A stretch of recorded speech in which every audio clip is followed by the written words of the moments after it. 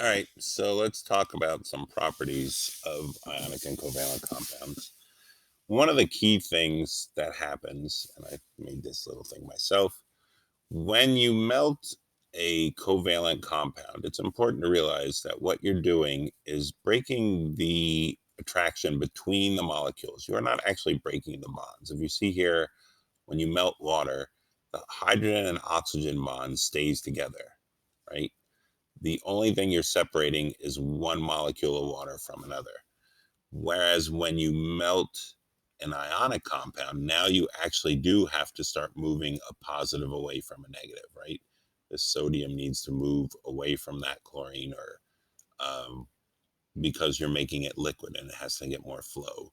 So you're giving energy to these ions so that they can sort of move away from where they're already bonded. So here you're actually breaking bonds, which why it takes more energy to melt salt than it does something like water. You're not breaking the hydrogen oxygen bond in water, whereas you are trying to free the sodium and chlorine from their ionic bond.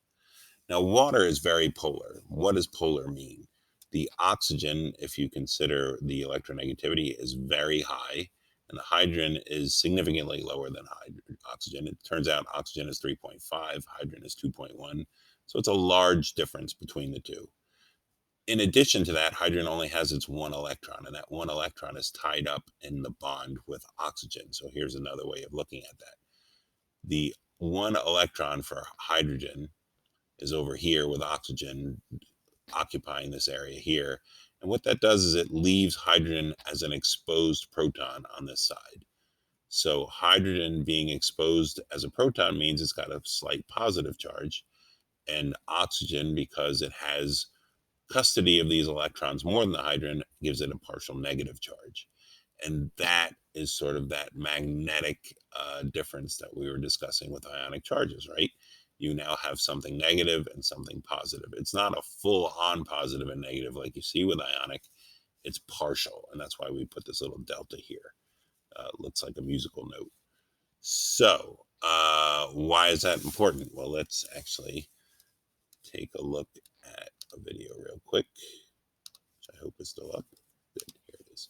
So, if you look here at this video, uh, we have positively charged sodiums, negatively charged chlorines.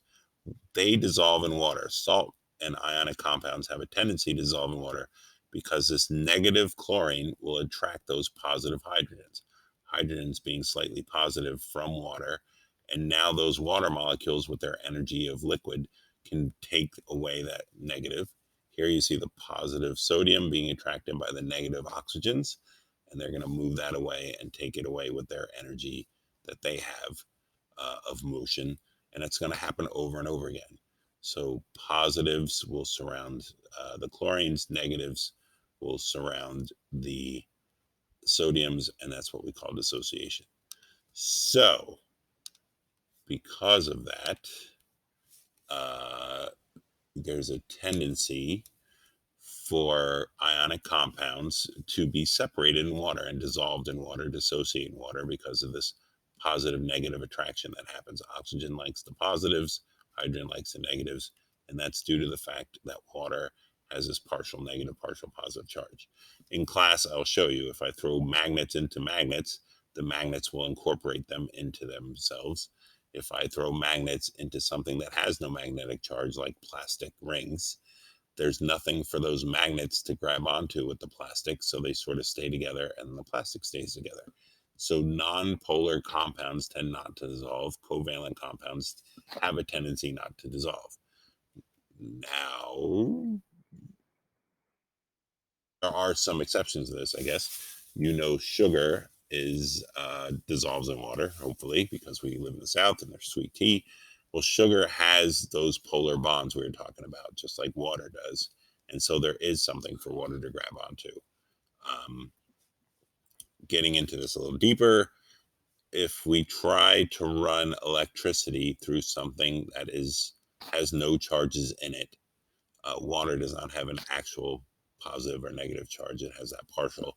So water is not in itself a very good conductor of electricity. What makes water in the ocean and in your bathtub more conductive electricity, which is why you shouldn't drop a hairdryer into the bathtub, is because there are minerals that are dissolved in water, and these minerals are positive and negative, and now they provide mobility for charges to run through. So if you're trying to run electrons through a medium, it's helpful to have charged species in there to help facilitate that movement.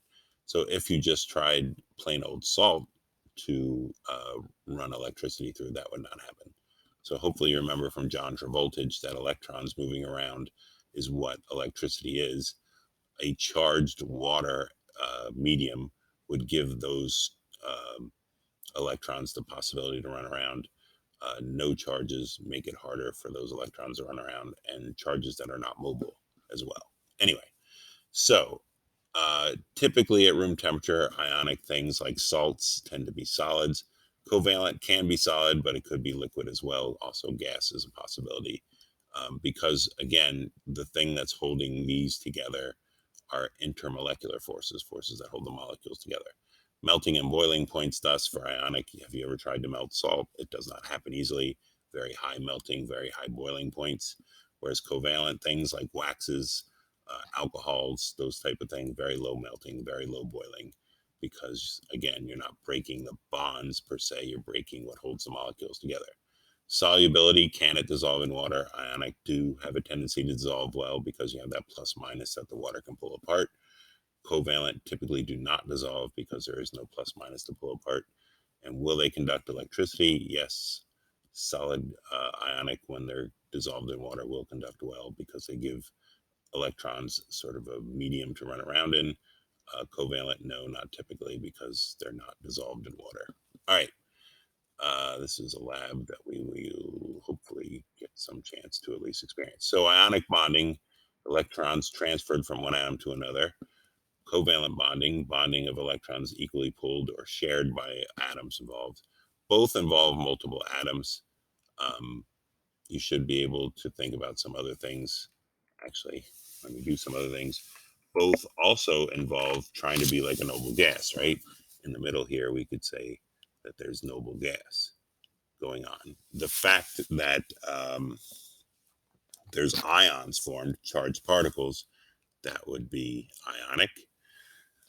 Dissolving in water is also an ionic situation, right? That is not so much a covalent property. Covalent property, though, low melting, low boiling, right? They tend to have low melting and low boiling points because of that. So there's certain things that are unique to covalent. There's certain things that are unique to ionic, and there's certain things that are shared. All right. So Lewis structures, we will get to this another time. I think this should be its own thing. So I'm going to do that on its own.